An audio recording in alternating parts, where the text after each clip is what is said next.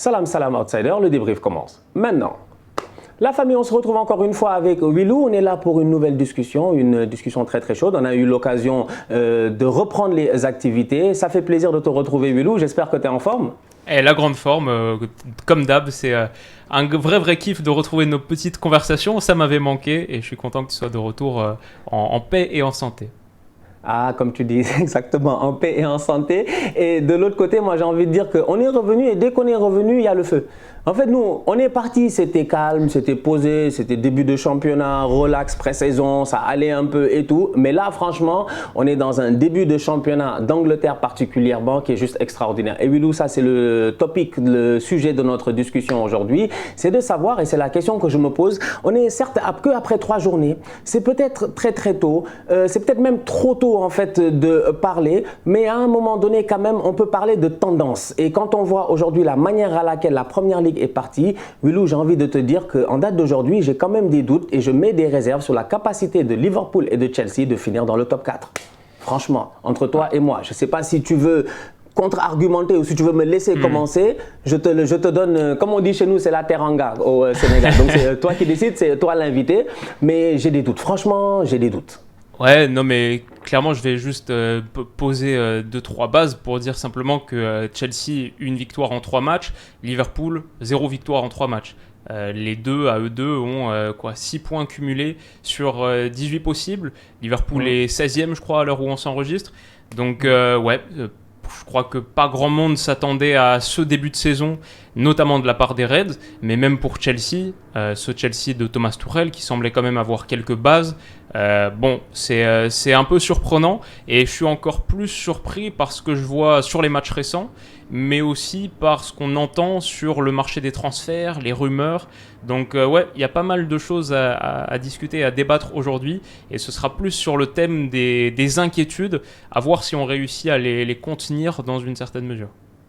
Ah, c'est une question à se poser parce qu'aujourd'hui, il y a de quoi avoir de certaines inquiétudes par rapport à ce que tu dis. On parle là de 2 équipes qui sont contenders pour le titre. C'est 2 équipes qui normalement se battent, je dis bien, pour être champion d'Angleterre. En fait, il n'y a même pas de discussion. C'est pas des challengers, tu vois. C'est pas Arsenal, c'est pas des équipes qui prétendent peut-être avec un peu de chance, on ne sait jamais si les autres tombent. Non. Ça, c'est des équipes qui normalement, il y a Liverpool, il y a Manchester City, il y a Chelsea. Normalement, c'est ces 3-là qui devraient se battre pour ce titre de première ligue-là. Ça, c'est la compréhension qu'on a en début de saison. Mais comme tu dis, quand on regarde la réalité en ce moment, elle est autre. Et moi, je regarde ces 2 équipes-là. Et la raison pour laquelle moi, personnellement, j'ai des doutes, c'est parce que je me dis, j'ai l'impression qu'ils ne sont pas prêts. Et quand je dis ils ne sont pas prêts, je vais donner plusieurs facteurs. On va d'abord commencer par cette équipe de Chelsea-là. Chelsea, en ce début de saison, malgré un mercato qui semble être quand même très cohérent. Tu vas chercher Kalidou Koulibaly, on a eu l'occasion d'en parler ici. Normalement, c'est une bonne pioche, Kalidou Koulibaly, tu vois. Mais peut-être qu'il y a un temps d'adaptation entre la Serie A et la Première Ligue, parce que j'ai l'impression que la Première Ligue est un championnat extrêmement vif. Les gars vont vite, les gars mettent de l'intensité. Peut-être que cette intensité-là, tu ne l'as pas forcément en Serie A. Et Koulibaly, quand je regarde, je me dis oui, il a été buteur, mais la dernière fois face à Leeds, franchement, dès le début du match, il est complètement dépassé. Donc du coup, ton Koulibaly qui vient d'arriver, alors que tu avais une stabilité défensive, une très bonne stabilité défensive, la force de Chelsea ces dernières années, c'était la défense, Rudiger, etc. et tout. Mais ça fait que ton Koulibaly là, il vient d'arriver, mais il doit s'acclimater directement. Il y a peut-être cette adaptation-là qui pose problème. Cucurella aussi, peut-être qu'il y a la même chose. Donc je regarde cette équipe de Chelsea là et je me dis, ok, défensivement, ils ont fait un bon renforcement, mais ce renforcement-là, jusqu'à présent, n'est pas encore performant. Ça va peut-être arriver. Mais là où j'ai peur quand je les vois jouer, moi, Chelsea, depuis le début de la saison, c'est qu'en attaque, il n'y a que des nullards. En fait, c'est pas possible. Franchement, moi, Sterling, je sais que Sterling, c'est pas un tocard, ça. On est d'accord, Sterling, c'est un très bon joueur de football. Franchement, moi, j'ai dit, oui, peut-être qu'il a raté beaucoup d'occasions, tout ça. Mais Sterling, les gens doivent rappeler que Guardiola a pris Sterling à 7 buts saison pour le ramener à 18 buts saison. Franchement. Donc, Sterling, il a évolué sur ce point-là. Maintenant, ces dernières années, certes, il y a eu peut-être moins moins de finition et tout. Mais aujourd'hui, je regarde l'équipe, je la trouve légère. Tu perds Timo Werner, tu perds Lukaku et tu te rends compte que ton Kai Havertz là, que personne ne parle de lui. Kai Havertz, en fait, c'était... Tu sais, Kai, je ne sais pas c'est quoi son problème. Il a une aura, on dirait que personne ne veut parler de lui. Mais Kai, franchement, il faut en parler. Kai, c'est pas sérieux. Ce qu'il faisait à Leverkusen, on savait, on a vu. On a tous vu, c'est pas ça qu'on voit à Chelsea, franchement. Il est nonchalant, il n'est pas bon. En fait, il n'est pas bon. On sait qu'il est techniquement fort, tout ça là, on a vu l'Allemagne, tout, mais il n'est pas bon à Chelsea en ce moment. Il ne sert absolument à rien. Un but en finale de Ligue des Champions, ça fait 4 ans qu'il est en train de surfer là-dessus. C'est pas sérieux. Mason Mount, je le trouve en ce moment, je sais pas, il n'est pas dans le rythme qu'il fallait. Christian Pulisic, ça fait 20 ans, il est là, il ne sert absolument à rien. C'est-à-dire que cette équipe-là, moi, je la trouve très faible, sans compter les blessures. Kanté, Kovacic. C'est difficile. Donc, connaissant la première ligue, sachant que la première ligue, en fait, il faut bien commencer. C'est comme le petit déjeuner, quoi, en fait. Tu commences ta journée, tu prends un bon petit déjeuner. Normalement, tu peux tenir peut-être jusqu'à 17h si tu n'as pas mangé. Mais là, en ce moment, si tu n'as pas pris, le petit déjeuner n'est pas bon, quoi. Les gars sont en train de boire de l'eau au petit déjeuner. Ils vont avoir faim et c'est pas le ramadan. Donc, franchement, je m'inquiète. Je te dis, là, Chelsea. Ah, même Aubameyang, s'il arrive, je m'inquiète. Franchement, je sais pas. Je sais pas, mais j'ai peur. Il y a quelque chose qui va pas dans cette équipe-là en ce moment. C'est un peu parce que tu parles du secteur offensif. En plus, c'est vrai, ouais, j'ai Aubameyang, la rumeur.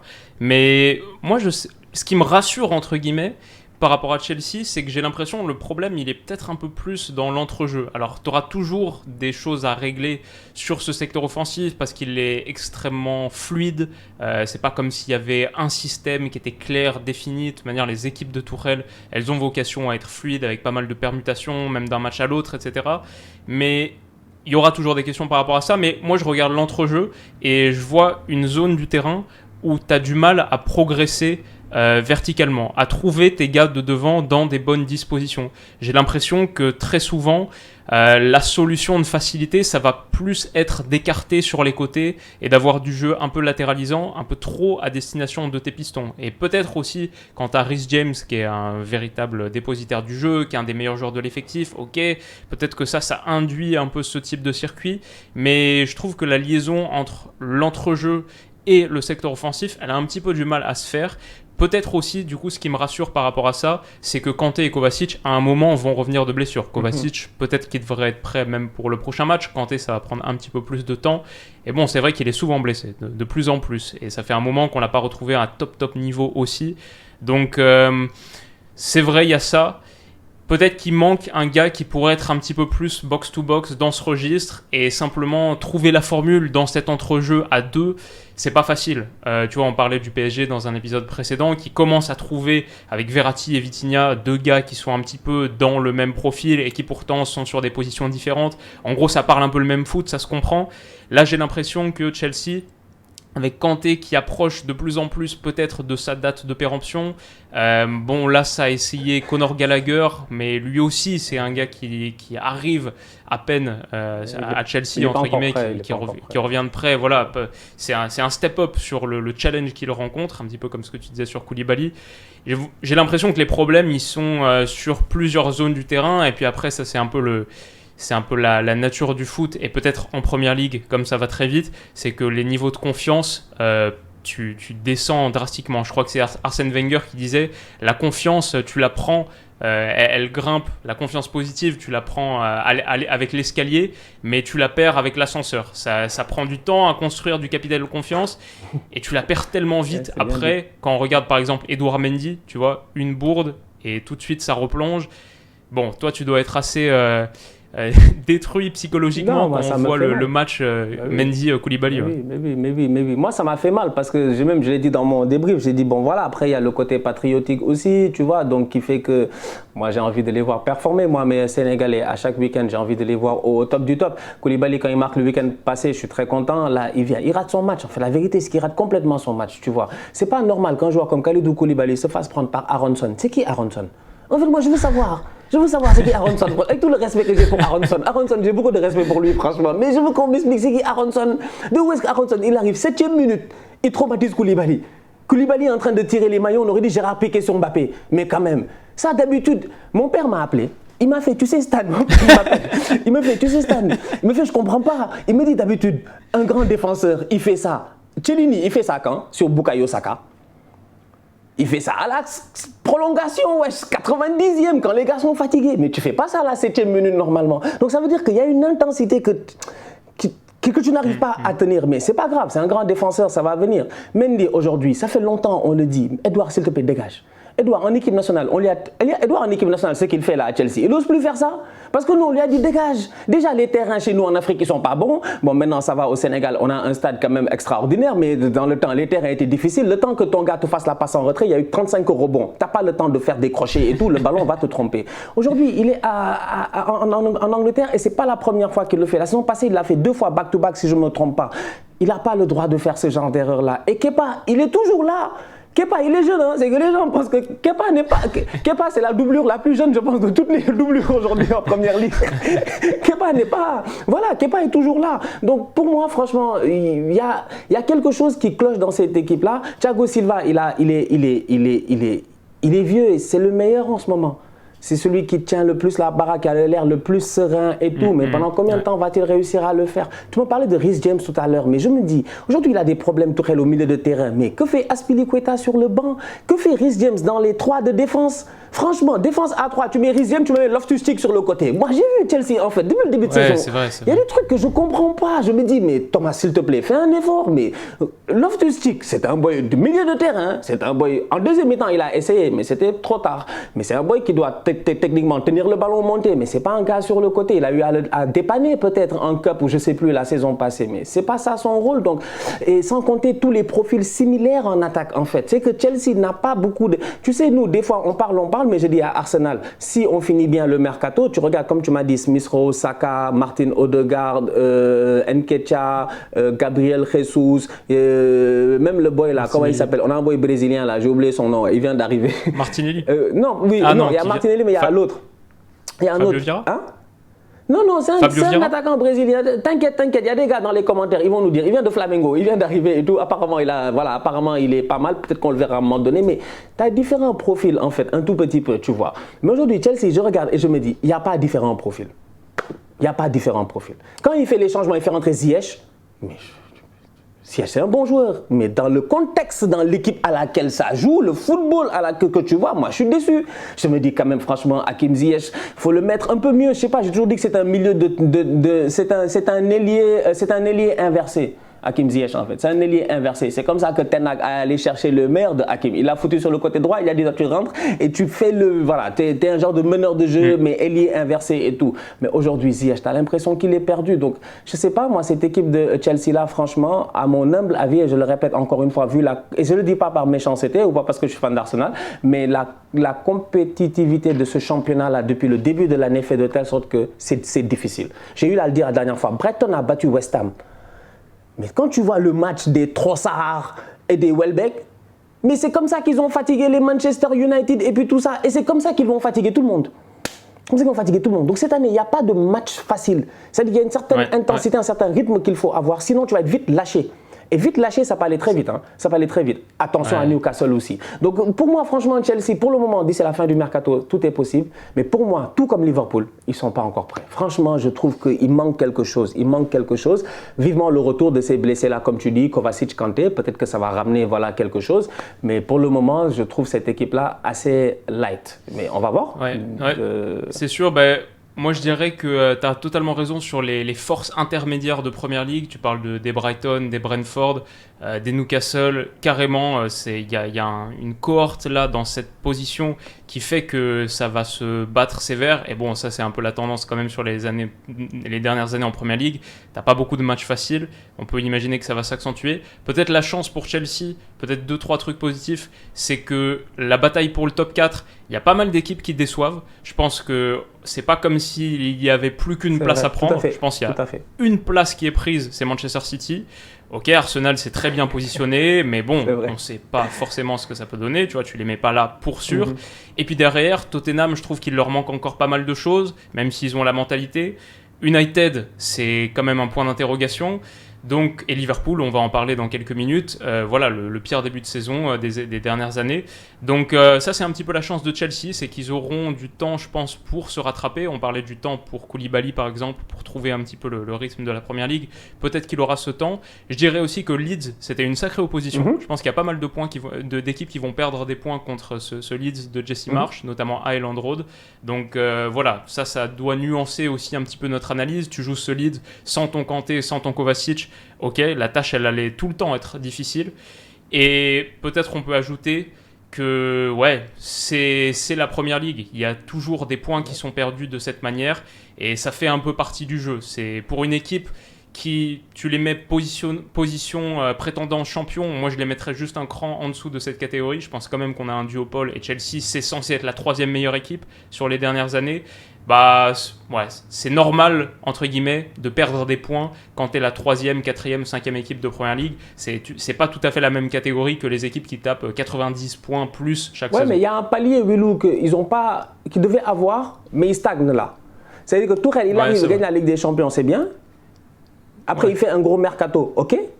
Mais 100 millions sur Lukaku. Moi, j'oublie pas parce qu'ils ont payé 100 millions, après ils l'ont prêté au club auquel ils ont payé 100 millions. Pour moi, ça c'est un move de tocard. C'est un move de tocard là. Moi, personnellement, si je fais ça, je prends ça comme un échec personnel. Donc, déjà là, je me dis, pour moi, ils stagnent là.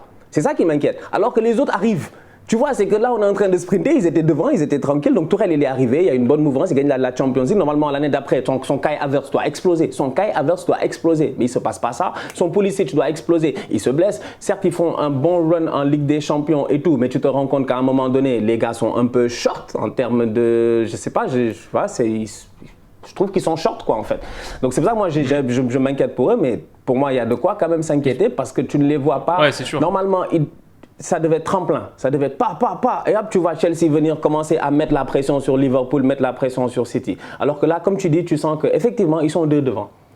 Et c'est Chelsea qui est dans l'entre-deux. Ouais, puis en plus, t'as pas l'impression qu'ils sont en train de prendre le problème par le bon bout quand tu vois la politique transfert et que ça parle d'un Anthony Gordon à 60 ou 70 millions. J'ai pas compris ça. J'ai vu ça ce matin, j'ai failli devenir fou. J'ai dit, mais c'est pourquoi tu me ramènes encore les mêmes. C'est les mêmes profils que tu mets à chaque fois. J'ai dit, ils se ressemblent tous, ils ont tous la même tête, même Gordon, Pulisic. Tu dis, c'est pas sérieux. Non. Moi, je suis d'accord. Personnellement, je comprends pas. Mais on va voir. On va voir ce que ça va donner d'ici la fin de la saison. Ouais. Tout est encore possible, comme tu dis, c'est la Première Ligue. Maintenant, Liverpool. Ouais. Tu m'as dit tout à l'heure, c'est le pire début de championnat.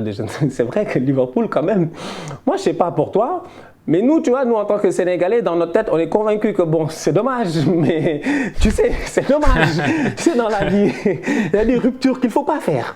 Il y a des gens, tu vois, il y a des gens, tu les rencontres et ta vie, elle commence à aller bien, tu comprends pas. Il y a des choses, ça commence à s'aligner, tu vois, tu commences à être heureux, les choses vont bien et tout. Et ça, c'est le cas de Sadio Mané, en fait. Ce petit-là, il a une aura. Moi, je l'ai toujours dit, il a une aura. Après, nous, en tant qu'Africains, on a nos croyances et nos mentalités. Mais pour moi, franchement, et je pense que la plupart des Africains qui m'écouteront peut-être comprendront, mais un petit qui est né dans un village comme Bambali, qui est parti de rien, qui a réussi dans la vie, il a une baraka qui est avec lui, peut-être qui dépasse, mon entendement. Et chacun ses croyances. Mais aujourd'hui, moi, Sadio, franchement, j'ai l'impression que sa baraka, malheureusement, il aurait pu laisser un peu à Liverpool. Juste un peu. Il aurait pu laisser une valise. Je ne sais pas où est son problème. Il est parti avec ses clics et ses claques. Et depuis qu'il est parti avec ses clics et ses claques, la réalité, elle est là. Le premier qui est en train de souffrir, c'est Robertson. Moi, Robertson, depuis le début de la saison, c'est un vrai tocard. Je suis incapable de le reconnaître. J'ai l'impression que Robertson ne trouve plus son ami.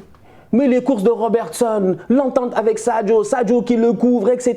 Tout ça, ce côté gauche de Liverpool-là avait une force qui était extraordinaire, qui malheureusement, c'est vrai que Luis Diaz a eu l'occasion de nous bluffer quand il est arrivé, mais malheureusement, aujourd'hui, moi, je vois qu'il y a une faiblesse là-bas, il y a une énorme faiblesse, tu vois. Sans parler de tout le reste, on aura l'occasion d'en parler tout de suite. Mais pour moi, Willou, franchement, Sadio Mané qui est parti finalement, en rétrospective, après peut-être 3 matchs, on voit qu'offensivement parlant, un gars qui a marqué 14 buts entre la mi-février et la fin de saison l'année passée, un gars qui a permis à Liverpool de gagner la Cup, mais au-delà de cela, d'être compétitif jusqu'en fin de saison pour espérer gagner le quadruple face à Manchester City, en tout cas gagner le titre, aurait peut-être mérité une fin différente. Il est parti au Bayern, il est en train de performer, il a l'air de s'épanouir, mais Liverpool, pour le moment, j'ai vu, les Sénégalais sont trop drôles. Il y a un gars qui dit, Sadio, un gars qui a commenté hier, il fait... Sadio part, Liverpool. Liverpool, j'étais mort. J'ai dit, voilà, ils sont en train de couler les pauvres parce que là, même Manchester est devant, c'est grave. Ouais. Non, c'est assez effrayant et je pense... on verra les conclusions qu'on en tire d'ici quelques semaines, mois, comme tu disais, c'est tôt. Mais moi, je vois l'effectif de Liverpool et je comprends le choix de la continuité. Mais je me dis, est-ce qu'ils n'ont pas assez changé de choses, en fait ? Parce que, à part Darwin Núñez, Derrière, je vois 2 recrues, Carvalho et Ramsey, et aucun vrai titulaire.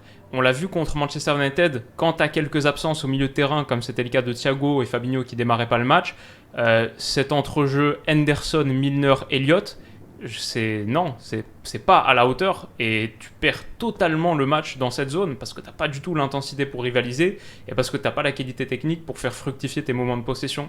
Je pense que cet entrejeu-là, il symbolise un peu la panne et le manque de profondeur de l'effectif de Liverpool. C'est vrai que Liverpool, c'est une équipe qu'on a tellement portée au nu sur les saisons passées. C'est évidemment une machine fantastique, une des équipes qui va marquer l'histoire de ce 21e siècle.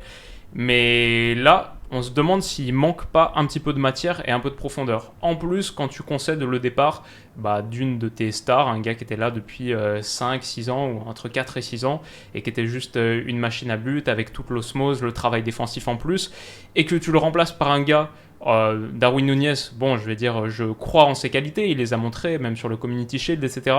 Mais pour lui aussi, comme pour Koulibaly, il y a un apprentissage de la Première Ligue à faire, et la manière dont il explose comme ça sur Joachim Andersen, je crois que, je ne sais pas si j'ai vu passer une stat similaire, mais quelqu'un disait c'est la première fois que quelqu'un à Liverpool, dans l'ère Jürgen Klopp, peut-être je me trompe, mais je crois que j'ai vu ça, première fois que quelqu'un prend un rouge pour un geste d'humeur, tu vois.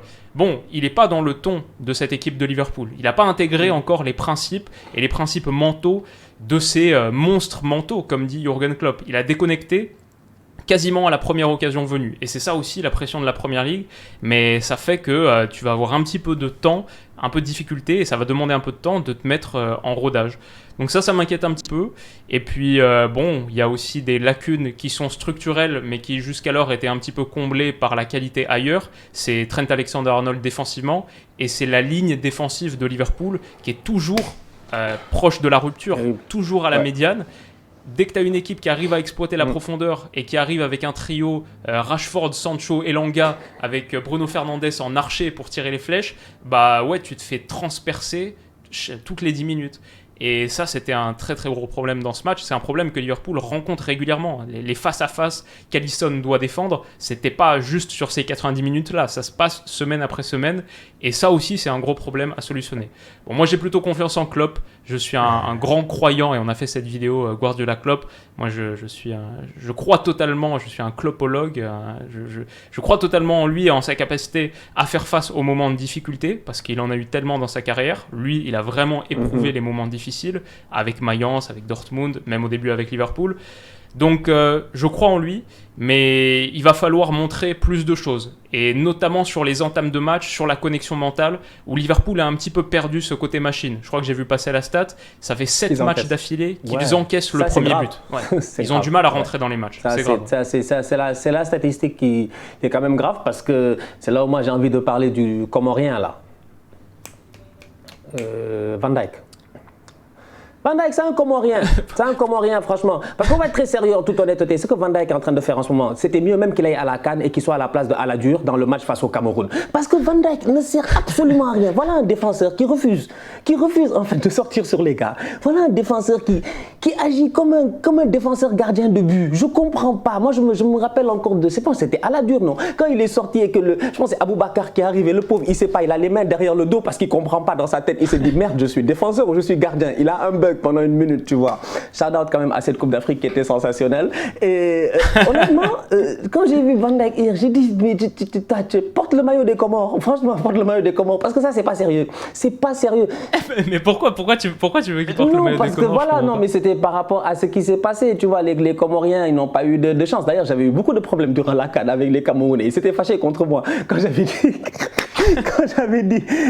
dit que c'était pas normal que les gars avaient les deux gardiens le matin du match. Ils n'avaient plus le Covid. Franchement, ils n'avaient plus le Covid. Les gars devaient jouer, les gars ont dit ils jouent pas. Oui. On va pas rentrer dans les détails, mais on se connaît quand même. Attends, mais je comprends pas le rapport avec Van Dijk. C'est quoi le rapport avec Van Dijk? Quand Sancho est en train de faire ses 35 crochets, au lieu de sortir, parce que James Milner se fâche. Moi, je lis aujourd'hui la presse anglaise. James Milner lui a carrément dit you F-word, go out to him. Mais il l'a pas fait. En fait, c'est frustrant quand tu es joueur et que tu te dis que, ok, on a été battu, je suis d'accord. Milner, tu le vois, il fait une course de malade, le pauvre, il vient, il tacle, il donne tout ce qu'il a. Il donne tout ce qu'il a, franchement. Il donne tout ce qu'il a. Il prend tout. Il prend tout. Il prend le gazon, il prend l'engrais, il prend tout, sauf le ballon et le joueur, malheureusement. Et l'autre, Van Dijk, il est là, comme ça, les mains derrière le dos. Comme je disais, il a cru que c'était un superviseur et que c'était la récréation. Alors que c'est pas la récréation. T'as rien à superviser, frère. Sors sur le gars. Sors sur le gars. Parce que dès que tu sors sur le gars, c'est un principe logique. Tu sors sur lui, immédiatement, je dis bien, tu viens de diminuer la grandeur du but. L'angle de tir. Il ne l'a pas fait. Donc aujourd'hui, moi, je suis désolé, effectivement, Liverpool manque d'agressivité. C'est pas normal. Là où dans les autres équipes, tu vois des gars qui sont déterminés. Moi, j'aime ça que Sergio Ramos veut jouer la Coupe du Monde. Je te dis, Sergio Ramos, je ne sais pas pourquoi, je me dis, check-le faire un comeback avec Luis Enrique, on ne va rien comprendre. Mais bref, il y a des gars qui sont en train de se redonner. Ils sont en train de se donner à 2000%. Et Van Dijk, en ce moment, moi, je le trouve assez décevant dans son leadership défensif. Certes, tu n'as pas Joe Gomez, tu n'as pas Matip, tu n'as pas Konaté.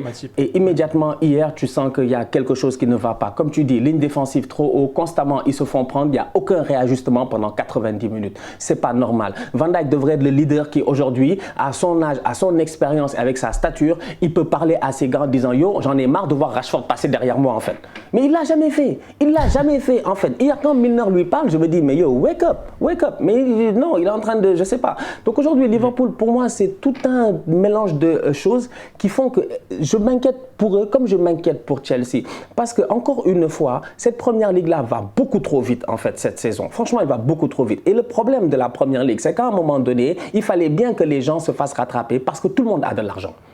Tout le monde a de la thune, en fait. Parce que tu vois, les Nottingham, ils viennent d'arriver, ils font 16 transferts. On aurait dit Fulham quand ils ont acheté les André Schürrle, les je sais pas quoi en 2018. C'est-à-dire que les...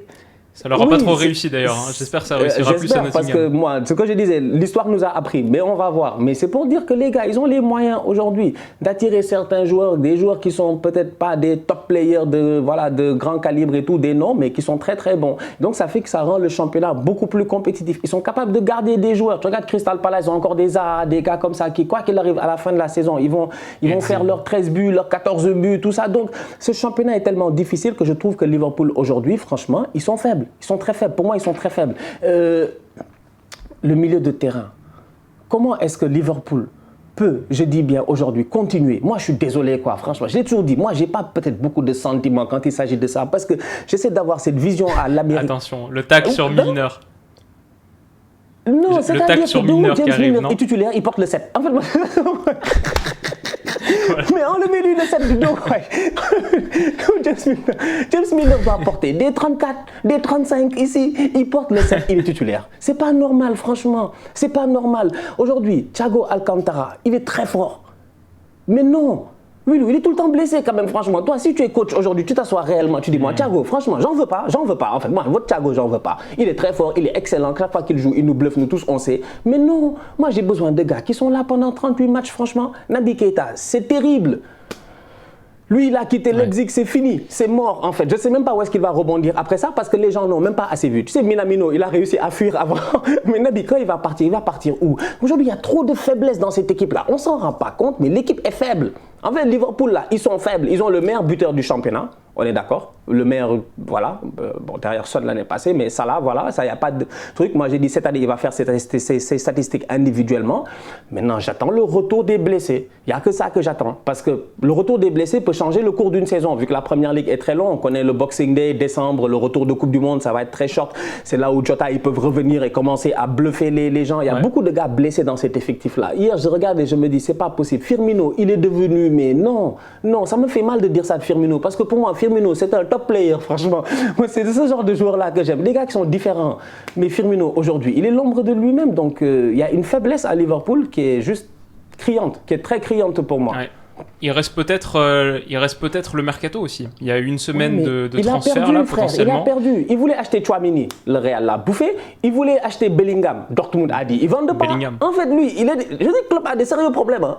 Klopp a de sérieux problèmes. Il a même plus de problèmes que Tuchel. Parce que Tuchel, même lui, à l'infirmerie, il a des gars, s'ils reviennent, je suis convaincu qu'ils vont jouer. Les Kovacic, là, il a une Coupe du Monde à jouer avec la Croatie, tout ça. Les gars. Mais Klopp, il a que des enfants. Franchement, je suis désolé, quoi. C'est-à-dire qu'à un moment donné, la Première Ligue, lui-même, il le sait, pour la gagner, tu as besoin de maturité. C'est pas une garderie. Et aujourd'hui, malheureusement, quand je vois les gars qui rentrent, Elliott, on le jette comme ça, dans un match où c'était le seul joueur qui était censé être à la création normalement. C'est pas normal. C'est pas normal en fait que Elliott il soit sous pression comme ça et n'a pas réussi à s'en sortir. Je regarde le match face à Manchester United, un match que Liverpool normalement ils doivent gagner. Je pense qu'on est tous d'accord que Liverpool n'a pas le droit de perdre face à ce United-là en début de saison. Quel que soit ce qui se passe, franchement, pour moi, ils n'avaient pas ce droit-là. Au pire des cas, tu fais match nul, mais tu perds pas en fait de la manière à laquelle tu as perdu. Tu regardes le match, tu te rends compte que Firmino a passé.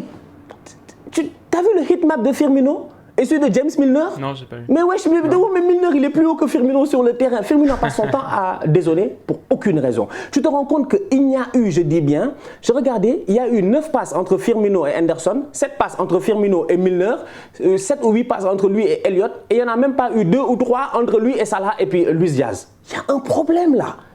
Je te dis, il y a un sérieux problème. À Liverpool, moi, autant Chelsea, ouais, je me dis, bon, Chelsea, on ne sait jamais. Mais Liverpool, là, moi, mon père, il est trop drôle. La dernière fois, il m'a dit, est-ce que tu penses qu'ils vont aller en deuxième division? Il m'a dit, je sens qu'ils vont aller en deuxième division. Je lui ai dit, non, papa, arrête. Je lui ai dit, toi aussi, ils ont Mohamed Salah, il va mettre 20 buts saison. C'est sûr et certain que, voilà, au pire des cas, il finit 5e, je ne sais pas. Mais en ce moment, là, sincèrement, j'attends vivement le retour des blessés et pourvu qu'il y ait une stabilité qui se crée. Parce que d'ici la fin du mercato, je ne vois même pas qui Klopp peut-il aller acheter pour régler ce problème au milieu de terrain là, parce qu'il n'y a pas beaucoup de joueurs disponibles. Hein. Et on approche de la fin là. Ouais, c'est viens, sûr, on lui vend Chaka. 50 millions. T'es ingrat. Il est pas mal Chaka sur ce début de saison. Mais oui, clairement. Non, bah écoute, moi disons, je vois les signes inquiétants à court terme. Et après, je me rabats sur la confiance que j'ai en les deux coachs. Je trouve Tuchel et Klopp 2 des 3 meilleurs coachs de Première Ligue. Et je me dis que c'est des gars qui savent travailler, qui ont connu le succès, qui savent ce que ça demande. Il faut trouver un petit boost pour Liverpool notamment, un challenge, parce que voilà, tu vis ces saisons fantastiques. Là, tu pars avec 5 points de retard déjà sur Manchester City. Il y avait tout un angle un peu à faire autour de est-ce que le titre n'est pas déjà perdu pour Liverpool. Ça fait un peu mal de se dire ça au bout de 3 journées. Bon, la Première Ligue va être très tendue. On sent que ça va être costaud. Voilà, ça fait que 3 journées. Peut-être on se retrouve soir de la 38e et t'as Man City et Liverpool qui sont devant les autres de 15 points d'écart parce qu'il y a quand même de la qualité et il y a une connaissance de ces hauteurs-là. Si. Pour moi, c'est comme tu dis, hein, tout est possible effectivement. On est là en train de débattre parce que le débat mérite quand même d'être posé parce qu'il y a des débuts de championnat qui sont assez surprenants. On ne s'attendait pas à cela. Surtout que leurs calendriers ne sont pas si... Le calendrier de United, quand tu regardes, tu te dis il était censé être, je pense, même être peut-être en leur faveur de commencer avec 2 victoires avant d'arriver face à Liverpool. Peut-être la même chose pour Liverpool qui joue quand même un promu, tout ça sur le chemin. Donc, tu sais, c'était un peu cette mentalité-là que tu aurais pu avoir. Et là, ils sont juste décevants. Mais la Première Ligue est ce qu'elle est. Moi, j'ai vu des gars en décembre, là, dans le crunch, venir taper tout le monde pendant 10 matchs. On ne sait jamais. C'est là où Fabinho, l'année passée, je pense en février, il marque 7 buts ou 6 buts, un truc comme ça l'année passée, tu vois. C'est là où Gundogan, il arrive en janvier, il te met 8 buts en 8 matchs des fois, tu vois. Il y a des trucs qui peuvent tellement s'enchaîner rapidement dans ce championnat qu'effectivement, on va voir ce qui va se passer d'ici la fin de la saison. Mais pour le moment, quand même, je m'inquiète un tout petit peu pour eux, mais on ne sait jamais. On sait jamais. Et c'est des équipes qui jouent la Champions League aussi, donc il va falloir wake up très très vite aussi, hein, parce qu'il ne faut pas aller flop en Ligue des Champions. Par pitié, s'il vous plaît, ne soyons pas les Italiens. C'est l'année passée, les Italiens sont arrivés à 4, il y en a un seul qui est sorti, c'est l'Inter, et hop, on l'a viré au premier coup, tu vois. Il ne faudrait pas qu'ils se... Surtout que Liverpool, l'année passée, ils finissent 6 matchs, 6 victoires, non? Je pense. En phase de poule. Ouais, donc tu t'attends à ce que là, dès dans 3 semaines, que les gars soient prêts. Donc ils ont le temps de se réajuster, de finir leur mercato. J'ai hâte de voir ce que ça va donner. Un dernier mot? Écoute, non, c'est tout pour moi. Je pense que cette Première Ligue est vraiment kiffante. J'espère juste qu'il y aura une course pour le titre. Mais je pense qu'il y aura. Et peut-être avec une équipe qu'on attend un peu moins. On verra. Chacun son équipe qu'on attend un peu moins. Chacun son équipe qu'on attend un peu moins. J'ai dit l'outsider des outsiders. On va voir ce que ça va donner. En tout cas, merci beaucoup encore la famille. Merci d'avoir été là avec nous. Un plaisir. Merci à toi, Willou, d'avoir été là. On se recapte très bientôt. Carrément. Et la famille, comme j'ai dit d'habitude, hein, on reste en santé, on continue à liker, on continue à partager. Je vais mettre le lien de la chaîne de Bilou en commentaire. N'oubliez pas d'aller vous abonner. N'oubliez pas aussi de vous abonner en général. Et puis voilà, restez en bonne santé. On se capte très très bientôt. La Ligue des Champions arrive. Le tirage au sort de la Ligue des Champions, c'est quand encore? Jeudi à 13h, je pense, midi 13h. Et je pense que Bilou, il fait un live en plus, non? Donc, les gars. C'est possible. Attention, mettez-lui de la pression dans les commentaires. Nous, Bilou, on veut le live. Allez, la famille, on se capte très, très bientôt. Take care. Ciao, ciao. Tous outsiders.